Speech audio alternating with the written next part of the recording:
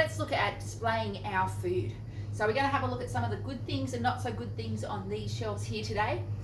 As we know, empty spaces can't sell. Our customers are coming in to buy something, and if there's an empty space, they can't sell it.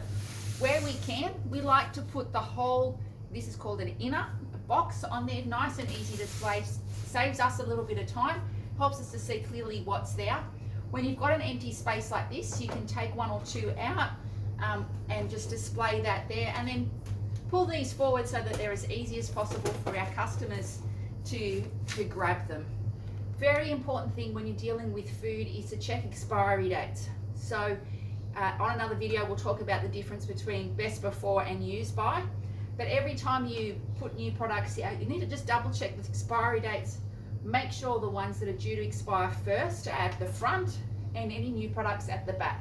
So that may actually mean pulling them all out, putting the new products at the back, and then bringing them forward. And again, empty space doesn't sell, so rather than having a whole bunch of products deep there, we might only have 1 or 1.5 rows and then fill in that space there. As we know, some weeks we've got plenty of food, other weeks not so much. On this shelf again, we've got that same thing. We've pulled out a whole bunch of products here. These ones, if possible, would have been better in their inners, but we don't have to go all the way back. About halfway would have been fine for this product.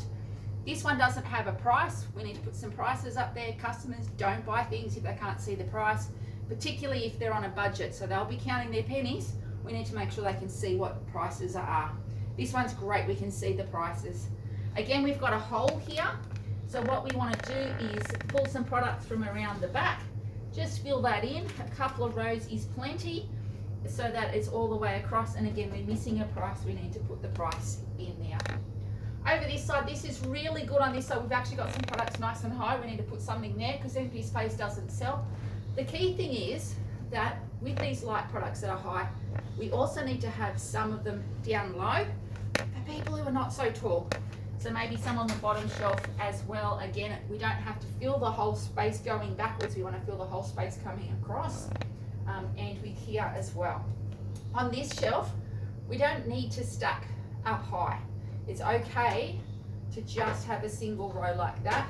And if you stack high, you're potentially asking for an accident. Somebody pulls something and the whole thing comes down. So just having one across is quite fine.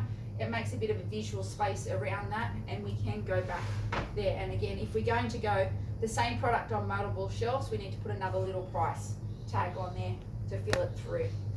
Whoever's done this shelf has done a really good job because we've got a variety of tinned fruit all in the same space. So as we go through the shop, we want to group like with like. So if people are looking for tinned fruit, that's all their choices there.